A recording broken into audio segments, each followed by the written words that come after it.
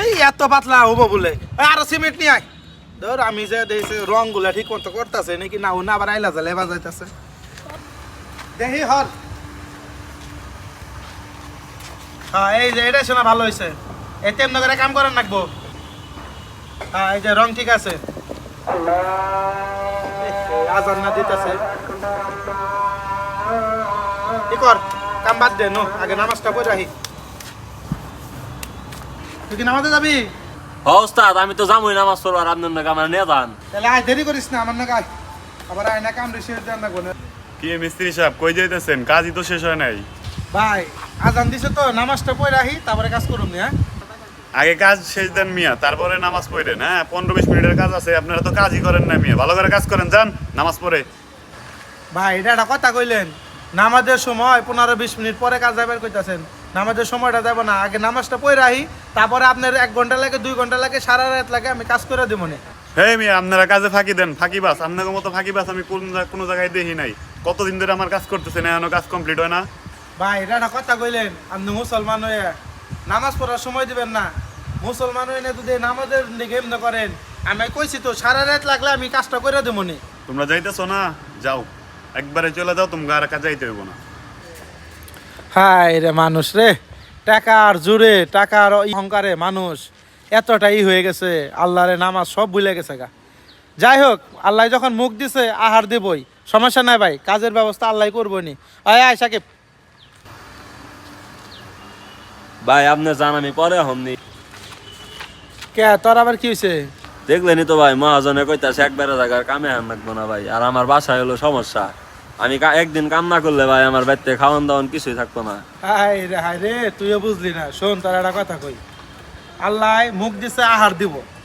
কখনো আল্লাহরে ভুলা যাইস না বুঝছস নামাজের সময় প্রতিদিনে 5 ওয়াক্ত নামাজ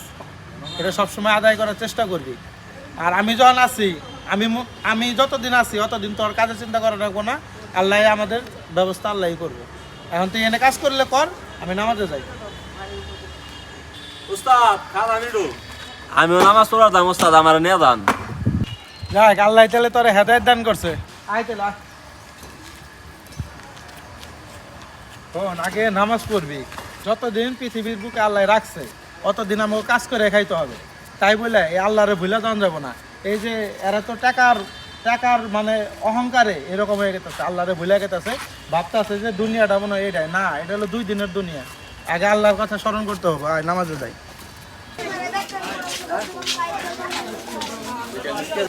নামাজটা পড়লাম ভালো লাগলো বুঝছো আর মনের ভিতরে একটা শান্তি লাগতেছে কি হয়েছে তোর মন খারাপ কে হ্যাঁ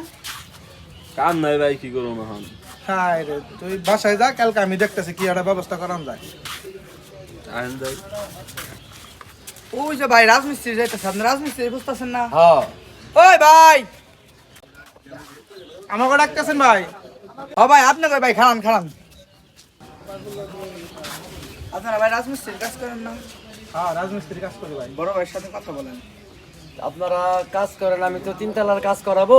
আচ্ছা তো আমি শুনছি যে ছোট ভাইয়ের কাছে শুনলাম যে আপনারা কাজ করেন তো আপনারা যদি আমার কাজটা করে দিতেন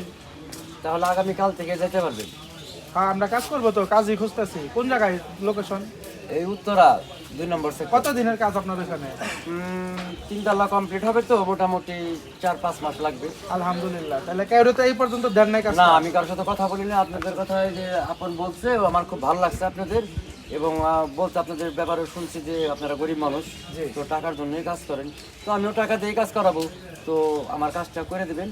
যদি আপনারা চান তাহলে আমি আপনাদের কিছু অ্যাডভান্স করতে পারি এক উপকার হবে যদি কিছু অ্যাডভান্স দেন তাহলে আমাদের উপকার হবে তো আপনি দিয়ে দেন বড় ভাই চেনো চিনি চেনো এরা খুব ভালো মানুষ যেখানে ভালো 5 কাজ টাকা করে। আছে ঠিক আছে আলহামদুলিল্লাহ আমরা কালকে সকালবেলা থেকে আপনাদের ওখানে কাজে চলে যাবো ঠিক আছে টাইম মতো চলে যান ঠিক আছে কোনো চিন্তা করেন না আমরা চলে যাবো ধন্যবাদ আল্লাহ দেখছো আল্লাহ চাইলে কত কিছু করতে পারে এই যে দেখ টাকার চিন্তা করতেছিলি না এই দেখ 5000 টাকা বলতে হ্যাঁ ভাই ঠিকই কইছ আল্লাহ গরিব মানুষের উপরে সবসময় খুশি হয় আল্লাহর পথে থাকতে হবে চল তোর আর টেনশন আছে এখন না ভাই তাহলে চল কালকে থেকে কাজে আমরা